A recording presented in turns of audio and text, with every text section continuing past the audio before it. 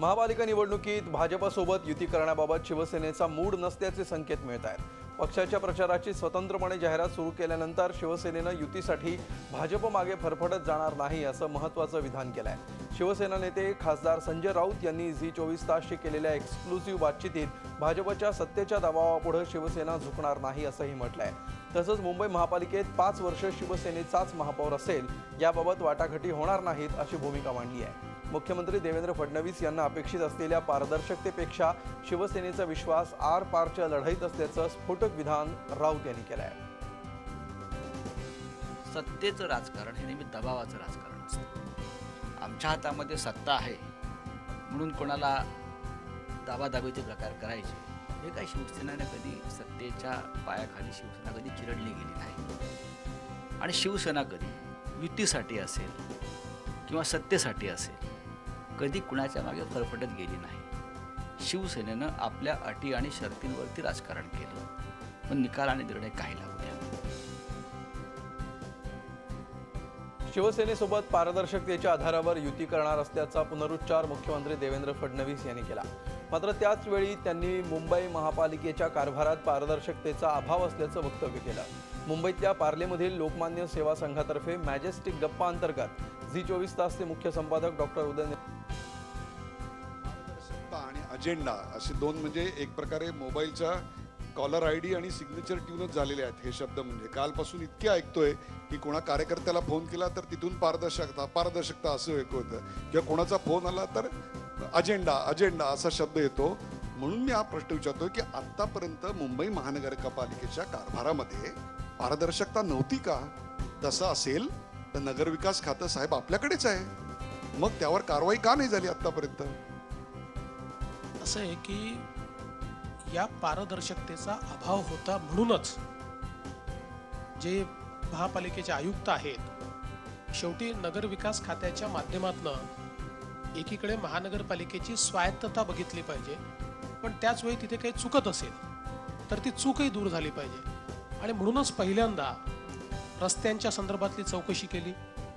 पहिल्या टप्प्यातल्या रस्त्यातला घोटाळा निघाला, दुसऱ्या टप्प्यातल्या घोटाळ्याचा रस्त्यातल्या जो काही अहवाल आहे तो आता कारवाईला गेलेला आहे। कचऱ्याच्या डम्पिंगमध्ये तेच झालं, नोकर भरतीमध्ये तेच झालं।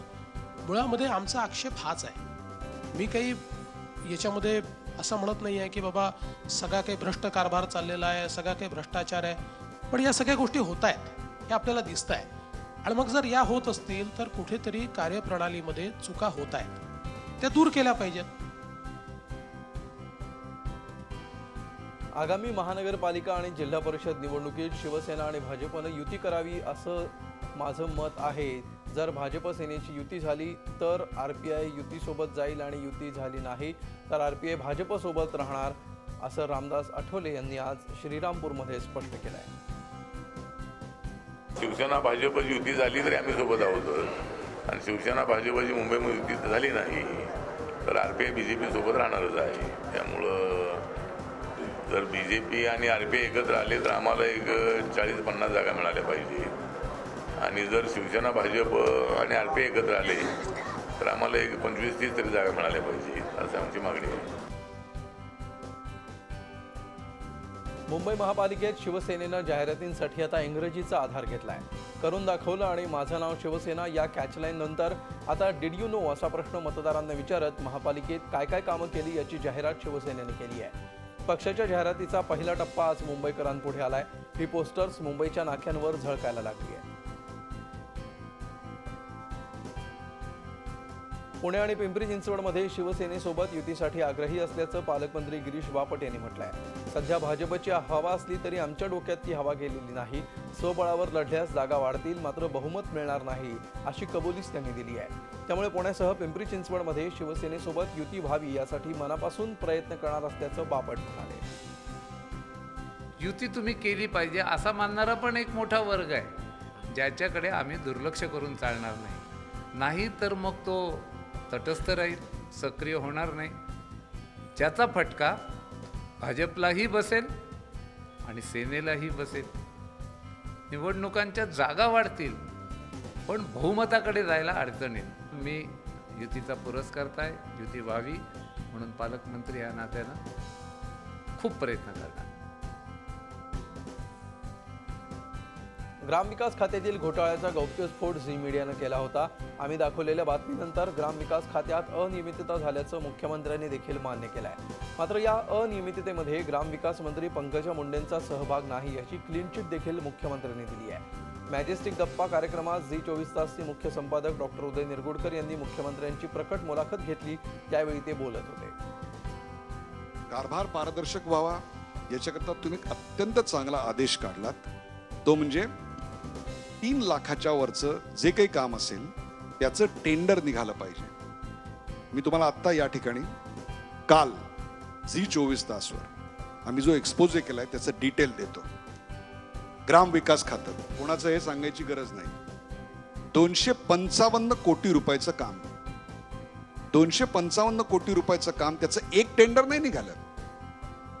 3 लाखाची मर्यादा चुकवण्याकरता 2,98,000, 2,97,000, 2,99,000, 2,95,000 अशी 255 कोटीची कामं निघाली. तुमच्या सहकाऱ्यांकडून तुम्हाला स्वच्छ प्रशासनाच्या बाबतीत सहकार्य मिळत नाहीये का? पहिली गोष्ट अशी आहे की आपण जे सांगताय 25-15 अशा प्रकारचं एक बजेट हेड आहे. ज्या बजेट हेडमध्ये वेगवेगळ्या छोट्या कामांकरता त्या ठिकाणी पैसा दिला जातो आणि तो पैसा त्या त्या मतदारसंघामध्ये त्या त्या कामांवर खर्च होतो. आता याचे मी 2 भाग करतो. पहिला भाग याच्यातला मंत्र्याचा रोल, म्हणजे आपण तो रोल आणला म्हणून सांगतो. तर यातला मंत्र्याचा रोल काय आहे, तर मंत्र्याचा रोल एवढाच आहे की त्या ठिकाणी निधी उपलब्ध करून देणे, त्याचं एस्टिमेट तयार करायचं, त्याला मान्यता द्यायची. हा काही मंत्र्याचा रोल नाही आहे, हा खालचा रोल आहे.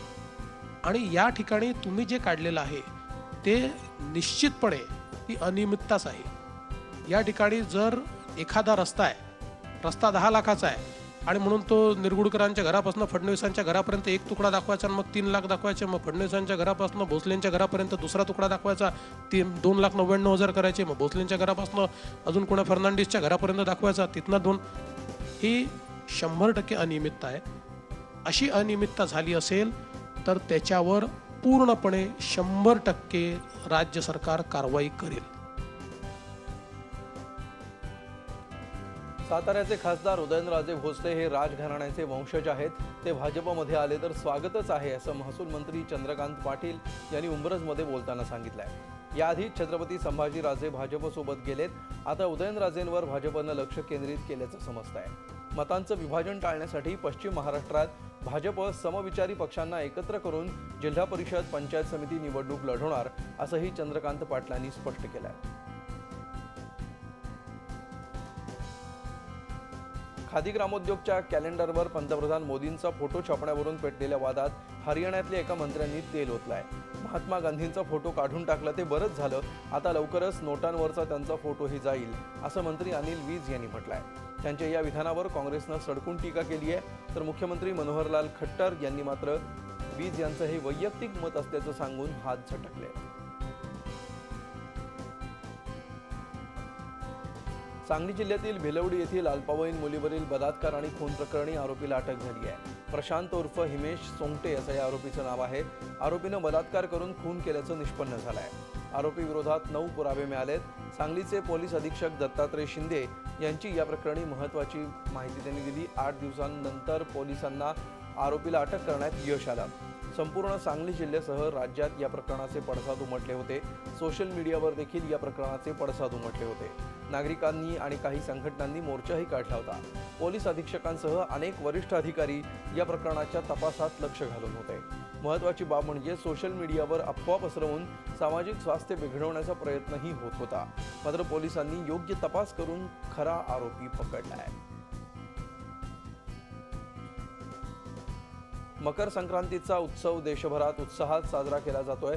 या निमित्तानं वाराणसीमध्ये भाविकांनी भल्या पहाटे गंगा नदीवर जाऊन स्नान केलं, तर हरिद्वारमध्येही मकर संक्रांतीचा योग साधत श्रद्धाळूंनी नदीत स्नान केलं. या निमित्तानं मंदिरांमध्ये भाविकांची विशेष गर्दी पाहायला मिळाली. तर अमृतसरमध्येही सुवर्ण मंदिरात लोहरी आणि मकर संक्रांतीनिमित्त भाविकांनी स्नानाचा योग साधला. त्यानंतर गुरुद्वारामध्ये जाऊन प्रार्थनाही केली. मकर संक्रांतीनिमित्त पश्चिम बंगालमधल्या गंगासागर इथं भाविकांनी मोठी गर्दी केली होती. भल्या पहाटे भाविकांनी नदी तीरावर जाऊन स्नान केलं आणि सूर्याला अर्घ्य दिलं. तर ओडिसातल्या गुवाहाटीमध्येही मकर संक्रांतीच्या पर्वणीनिमित्तानं बिहू उत्सवाकरता भाविकांचा विशेष उत्साह पाहायला मिळाला. गुवाहाटीमधल्या शुक्रेश्वर मंदिरात जाऊन भाविकांनी देवदर्शन घेतलं. सकाळपासूनच या ठिकाणी श्रद्धाळूंची रीख लागलेली पाहायला मिळाली. नंदुरबार जिल्हा गुजरातच्या सीमावर्ती भागात वसलेला आहे. यामुळे जिल्ह्यात मोठ्या प्रमाणात पतंग महोत्सव साजरा केला जातो. या काळात जिल्ह्यात मोठ्या प्रमाणात पर्यावरणासाठी घातक असलेल्या मांज्याची विक्री होत असते.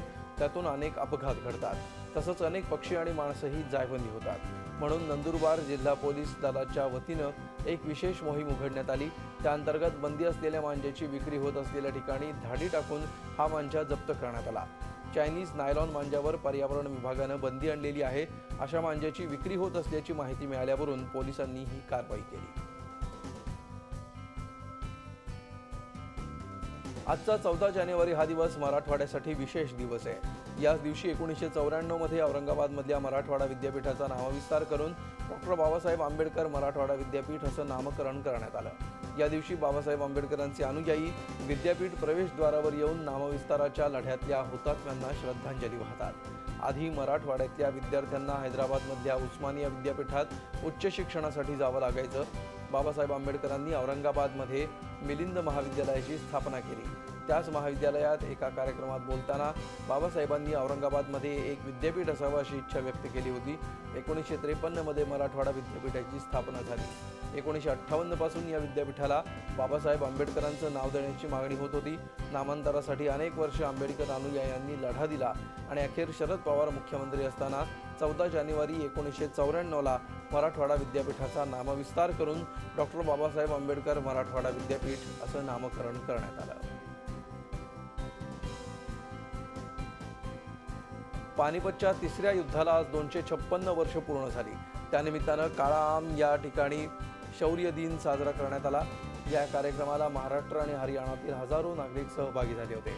यावेळी शिवसंग्राम संघटनेचे संस्थापक विनायक मेटे आणि बोधले महाराज यांची विशेष उपस्थिती होती. देशाच्या अस्मितेसाठी मराठ्यांनी लढा दिला. या लढ्यात शहीद झालेल्यांना नमन करण्यात आलं. पालिका निवडणुकांत सेनेनं बरोबर येण्याचं आवाहन अपक्ष आमदार बच्चू कडू यांनी केलं आहे. ते अकोल्यामध्ये पत्रकार परिषदेत बोलत होते. कडू यांची प्रहार संघटना अमरावती पदवीधर मतदारसंघ, पालिका आणि विदर्भातल्या काही जिल्ह्यांमध्ये जिल्हा परिषद निवडणुका लढणार आहे. त्यासाठी शिवसेनेनं बरोबर येण्याचं आवाहन त्यांनी केलं आहे.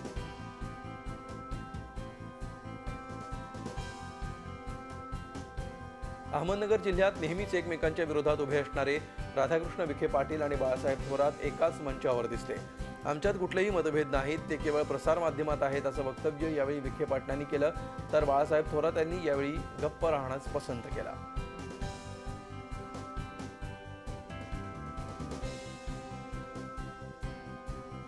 पालिका आणि जिल्हा परिषद निवडणुकांत भाजपसोबत जाण्याची इच्छा असल्याचं कॅबिनेट मंत्री महादेव जानकर यांनी म्हटलंय.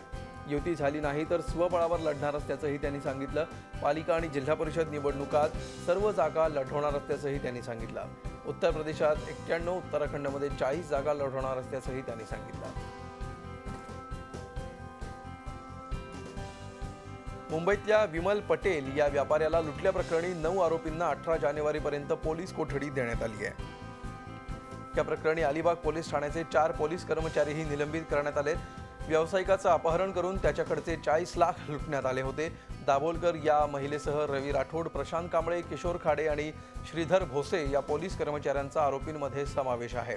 इतरही पोलिसांचा यात समावेश असण्याची शक्यता आहे. कमी भावात जमीन देते असं सांगून मुनिरानं पटेलला अलिबागमधल्या गोंधळपाडा गावात बोलावलं आणि त्याला या सर्वांनी लुटलं.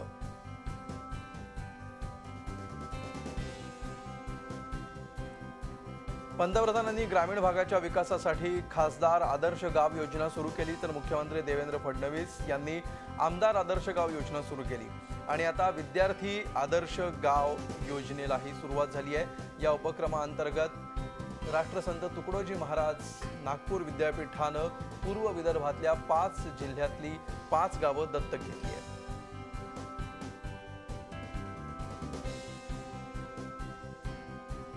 खानदेशातील शेतकऱ्यांची कापूस कोंडी झाली आहे। गेल्या 3 महिन्यात कापसाच्या दरात कमालीचे चढ उतार होत असल्यामुळे कापूस विकावा की संग्रही ठेवावा हे शेतकऱ्यांना कळेनासं झालंय।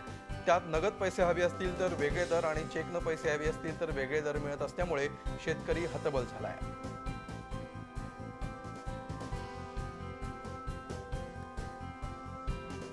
नंदुरबार जिल्ह्यातील सातपुड्याच्या डोंगर रांगा कडाक्याच्या थंडीमुळे अक्षरशः गारठल्यात। सातपुड्यातील दाबचं तापमान तर 0वर पोहोचलं असून या भागात दवबिंदूंचं हिमकणात रूपांतर झालंय।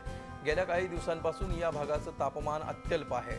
सातपुड्याच्या 3ऱ्या-4थ्या रांगेत असलेल्या अक्कलकुवा तालुक्यातल्या डाब या गावामध्ये गेल्या 4-5 दिवसांपासून थंडीनं कहर केलाय। डाबचं किमान तापमान 0°C वर पोहोचल्यामुळे पहाटे पडणाऱ्या दबबिंदूंचं हिमकणात रूपांतर होत असल्याचं पाहायला मिळालं। या कडाक्याच्या थंडीमुळे सातपुड्यातल्या धडगाव अक्कलकुवा तालुक्यासह उदय नदी किनाऱ्यावरच्या गावांमध्ये जनजीवन विस्कळीत झालंय। उल्हासनगरमध्ये झालेल्या हाणामारीत भाजप नगरसेविकेचा मुलगा जखमी झालाय। कॅम्प क्रमांक 2 गोल मैदान परिसरात रात्रीच्या सुमाराला 2 गटात तुफान हाणामारी झाली। यात नगरसेविकेचा मुलगा गुरदीप जखमी झाला। पालिका निवडणुका जाहीर झाल्यामुळे हे राजकीय षडयंत्र असल्याचा आरोप गुरदीपच्या वडिलांनी केलाय।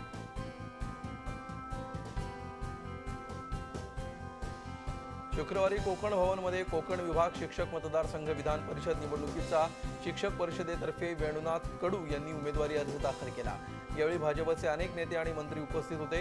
रवींद्र चव्हाण, विष्णू सावरा, आमदार संजय केळकर, प्रशांत ठाकूर, मंदा म्हात्रे, नरेंद्र पवार ही यावेळी उपस्थित होते।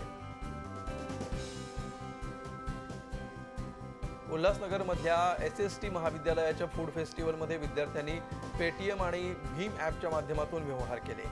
यावेळी कॅशलेस अर्थव्यवस्थेचा प्रचार केला। तसंच स्वच्छतेसाठी कचरा कुंड्या ठेवत स्वच्छ भारत अभियानाचा नारा देत त्यात भाग घेत देशाच्या विकासात योगदान देण्यासाठी खारीचा वाटा उचलला।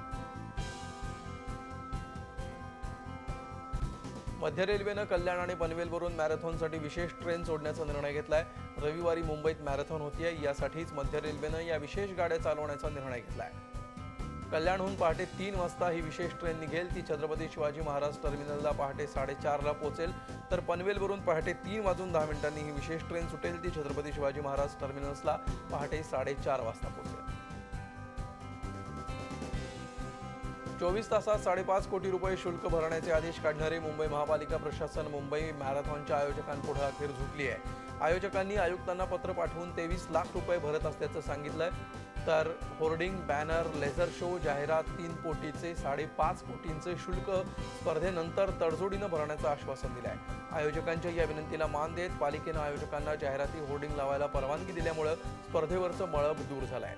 मॅरेथॉनचा व्यावसायिक वापर होत असल्यानं शुल्कात सवलत देण्यास आयुक्तांनी नकार दिला होता।